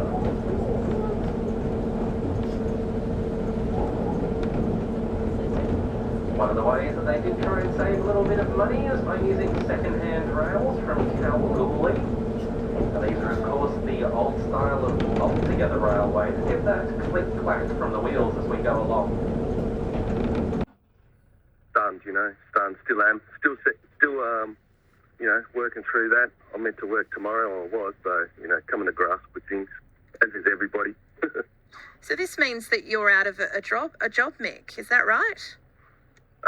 Yeah, out of a job, but gives me some time to focus on some other things, so, yeah, look forward to doing that. How did you find out? What was the reasoning behind the news? Well, I got a text from one of the other drivers early in the morning saying that this had happened, and then a follow-up phone call from my manager there, and then at the end of the day received an email from the owner. Yeah. Right, and did they give a reason as to why they've decided to close? Yeah, basically for operational reasons, track maintenance and health and safety were the main things. Over the last few years with COVID, sort of like hindered things, and keeping up with track work was a problem. And then, yeah, we just never got back to that level that was required, basically. Yeah, this is, it's an iconic part of Southwest history and local tourism. People around the state have memories of riding the Pemberton tram. What will this mean for the local community? What's their reaction been? Oh, everybody's in shock, there's quite a bit of activity on Facebook at the moment, with disbelief and people wanting to get together and maybe resurrect it or buy it, or they don't want to lose it. It's a big part of the town. Part of what I used to do was promote little businesses around there for everybody that came on, help, support everybody. So with that and the mill, the old mill burning down a few months ago, there's been a bit of devastation in the town, and of course the forestry, the local mills closing. There's a lot happening down here in the last 6 to 8 months, Mick Evans is my guest this morning. He found out he was out of a job this week. He's been the Pemberton tram driver for 18 months, but found out on Monday that the Pemberton tram will no longer be operating. The business has closed this week. Are you confident? Do you have any hopes, Mick, that the tram will be up and running again at some point? Yeah, look, it'd be a shame to lose it. There's a great opportunity for someone to buy that, and with government support, get it running again. Maybe even improve it. Apparently there's money being made available for this area because of the demise of the logging industry. People need jobs. There's jobs there to get the track working. Maybe rebuild some of the bridges, extend the line, and then flesh that out further. So, there's an opportunity there. Whether anyone takes it or the government supports it, we'll just have to wait and see. So here I am spending a night at the Pemberton Hotel. Bit of a classic old hotel, and would have been a big part of the railway back in the day, and when the passengers used to come in, and this would have been the place to stay. Chap here who's been doing he's been cycling down the railway line all the way from Perth and just stopping off and just doing some things of interest, or looking at the railway stations and stuff, and he's just talking to me about trains at the moment. I'd like to see that number 2 sort of semi-restored, build a cover over that big train spinning thing. Yes. Get that going, sit it on there and have it as a rotating display. Yeah, that would be nice. Wouldn't it? Well, see, somebody's even concerned that turntable, that he's got markers on that, ready to take that away. Oh. But that is... And it's not something you can easily move either. That'd be quite an expensive operation. So Rosalind just gave me some really interesting information. She's got this little place for sale here. Looks like a great little pad. But we had a great talk about the railway and its history, and what she'd like to see stay here, which is one of the trains. Leave, and they'd have 2 hours in Northcliffe. They'd go to the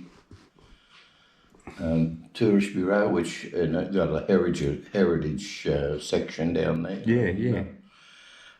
Have luncheon at the pub or whatever, wherever, and then they'd get on the train, come back. Yeah.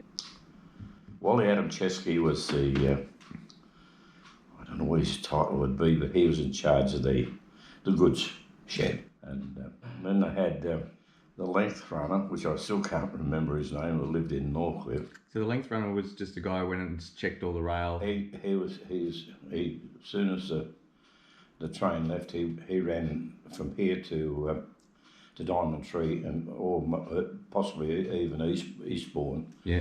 And back, and just to check the rail. Inspect the rail each time. Yeah. Every run. Just about every day. Wow. Yeah, Wow. yeah. Was that on that little bike that's down at the? Well, that's where he started it. You know. Is in that little rail bike that they have? Yeah. Well, that used to be for the fettlers. You know, the chaps doing the repairs. Ah. No, he had a motorised. He would never do it. You know, it's a fair distance on that rail. Yeah, it is. No, his was motorised, and he used to go on that. Oh, so that thing is a fettler's bike they've got down there. That's an awesome looking. Yeah, well, that's they used to carry their picks and bits everything on. pieces. Yeah, okay. Yeah, and they would work. Just run along that and then work on the bits that work. How many was there? There was Frank Watch, McLernan. There must be about 5 blokes that were like the fettlers used to repair and repack the sleepers or replace the sleepers, or repack them. And do all that sort of work. And you know, the fettler, the length run used to bring the report back to Alan. He would action it, and then the fettlers would take off and do what they had to do. Oh no, everything used to come on the rail. You know, it was a sin that ever stopped it. Knows where it's been. It carries all your bad luck. It carries all your pain. You know you can't stay here. Go through it all again.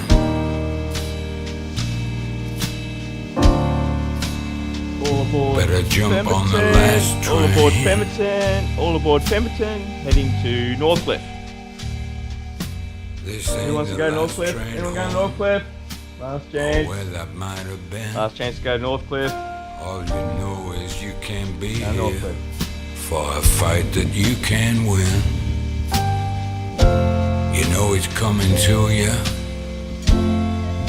There's only you that's left to blame. Wherever it's going, better jump on the last train.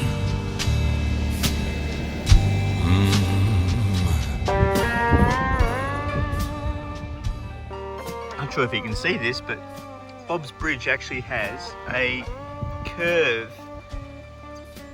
a lean on the track with the curve along the bridge. So they built the bridge with a lean, the curve, and it's quite an impressive bit of lean. Oh, the ice wind of fear. Feel it moving all around you. Feel it coming near. Took a lifetime, but now it's found you. The acid end that's coming is screaming out your name. Whoa, you better jump on the last train.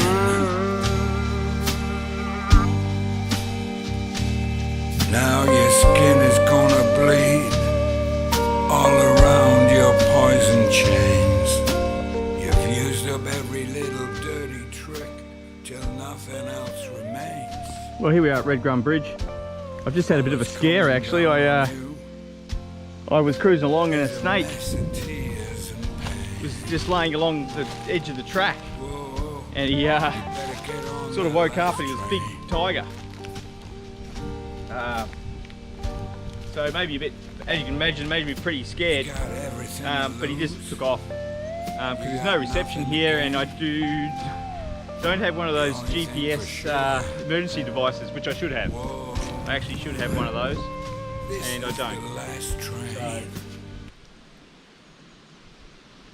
I have to be a bit more careful. But you know, I just had to lift my legs up, but still.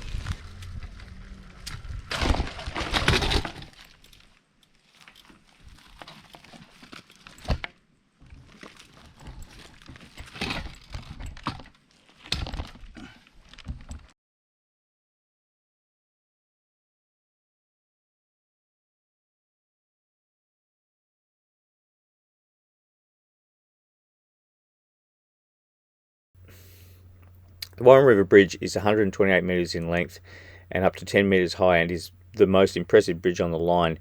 It was laid to a curve with a cross camber using traditional construction of timber, comprising 4 tall pile timber trestles, 2 with outrigger piles and stays, timber pile abutments with timber sheeting and stone pitching. It's quite an impressive sight to consider that these steam trains went over this bridge.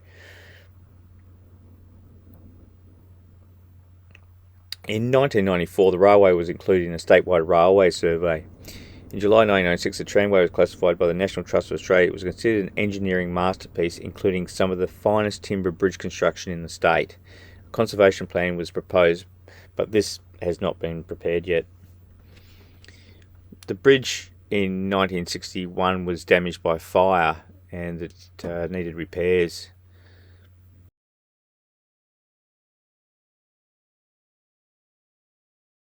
The Warren Bridge Station, we've made it. Awesomely built bridge. It's going to be a nice little camp actually. I'm glad whoever built this, looks like they've done a good job. Set the temp up and get ready to camp.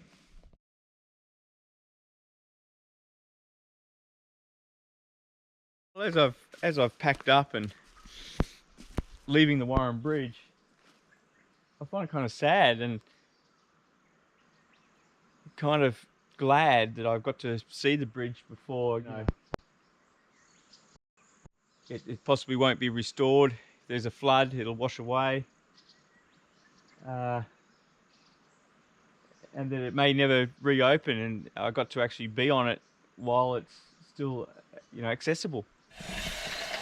The bush past the bridge is too overgrown, so I'm going to push back to a road and then follow the road, and then follow the road back to where I can get back on the track and it's not so overgrown.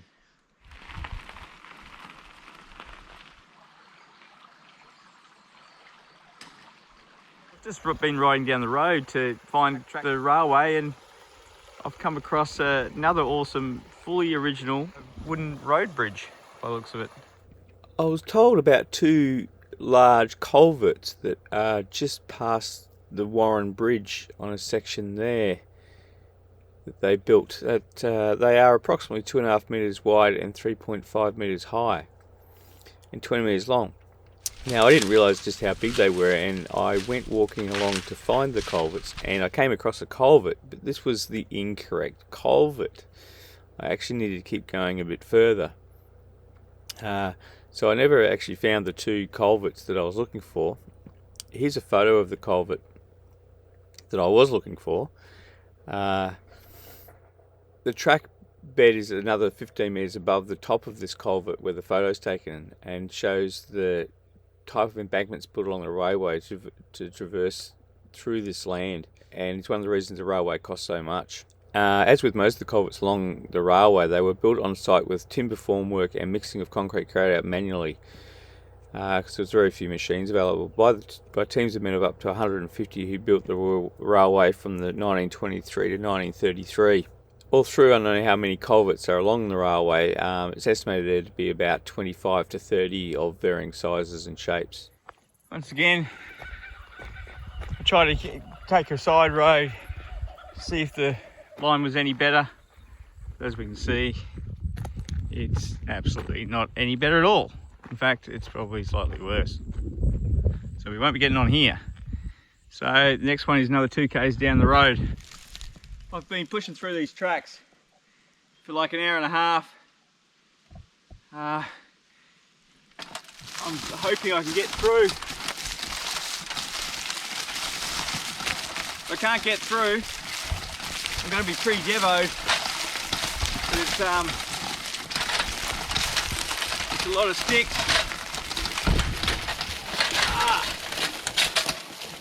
A lot of sticks and trees. It's not really designed for a sidecar.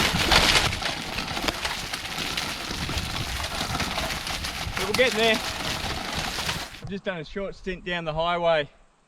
Not very long, just because I couldn't get through the side tracks, couldn't get through the fire break, so I had to go on the main road. But luckily, as you can see, it's a very quiet main road. There's no traffic hardly, and there's these incredibly big trees all around me, so it's actually quite specky. I'm quite enjoying it. You can probably see it. I just can't ride on it, which is quite disappointing. Well, what I have managed to find is the last wooden rail bridge.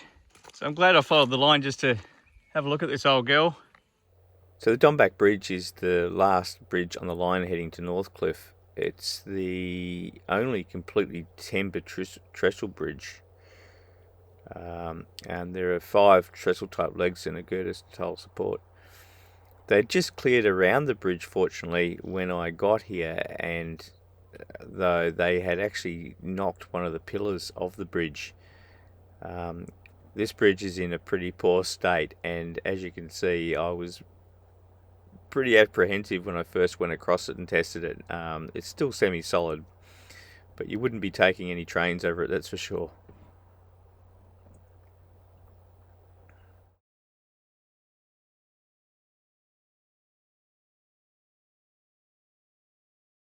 Hayden from the Pemberton Tramline Co. Lived down near Northcliffe, and I mentioned I was down there, and he was open to showing me a line that I wasn't aware of, and that was the Shannon Mill line.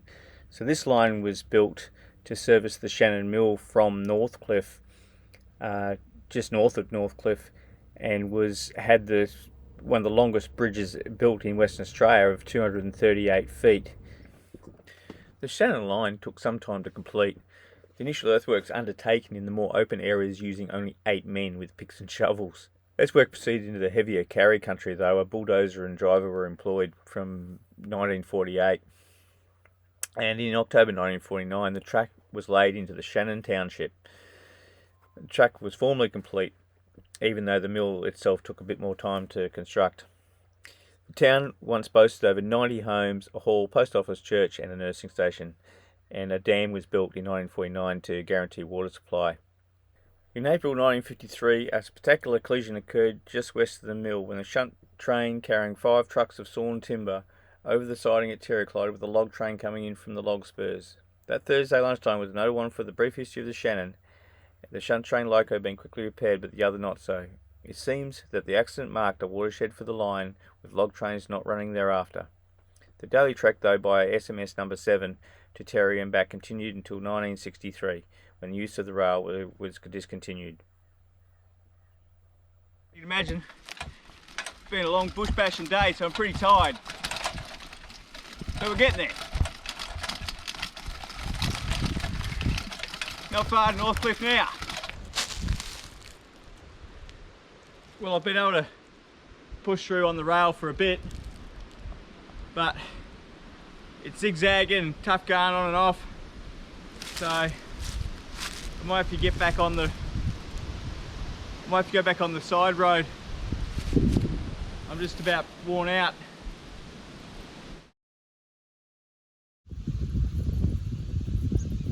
Saturday the 25th of November 1933.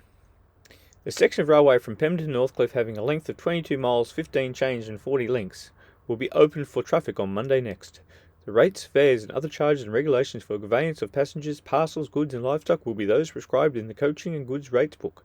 The sidings on the new railway with their distances from Perth for rates purposes are Brockman, 221 miles, Eagerup, 228 miles, Donnybrook, 235 miles, Northcliffe, 238 miles. All traffic must be consigned under platform and siding conditions only. Rates to the sidings must be prepaid. So I made it Northcliffe, but I'm heading down to the mill. So the plan is to get to the mill and hopefully get some shots down there. And that's the end of the line.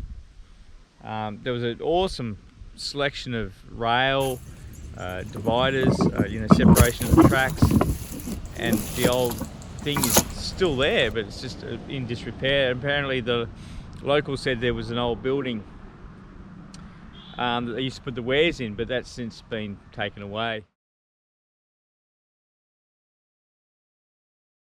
This is the line that runs down to the mill.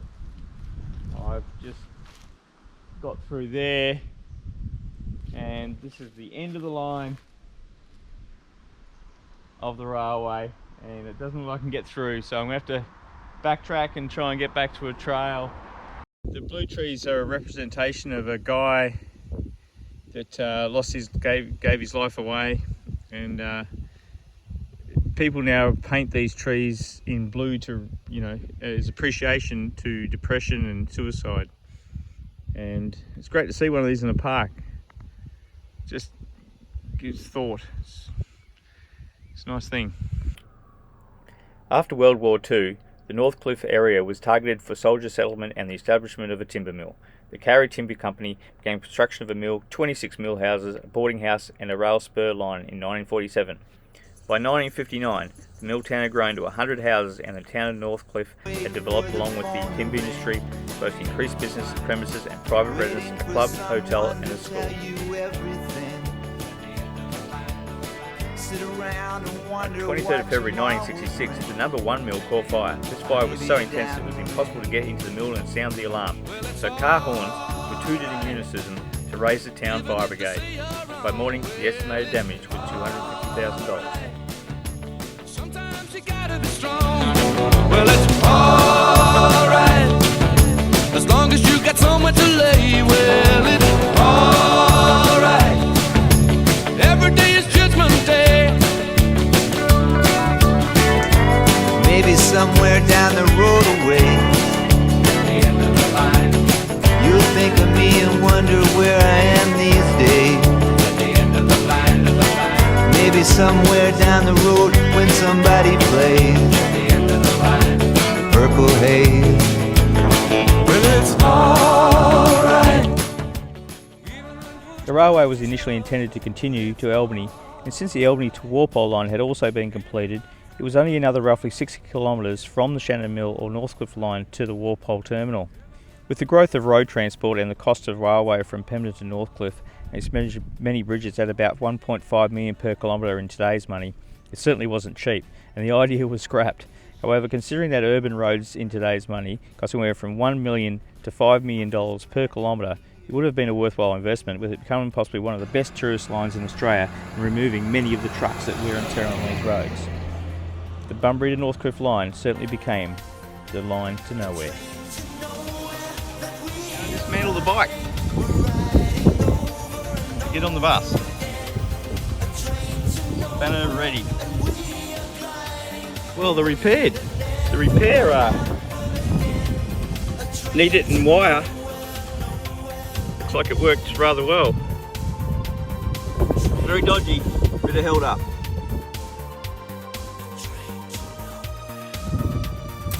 Last bit. Have a look at how much that wheel worn down on that skateboard wheel.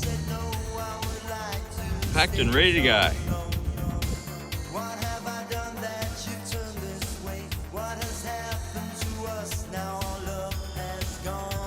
I've made it. This is where they used to load the trains into the line. Sawmill number 2. I made it. Done. I'm tired. The bike's tired. I'm tired. feet are tired, my arms are tired. You know what? Wow. It was kind of like a hard moment to come here actually. I was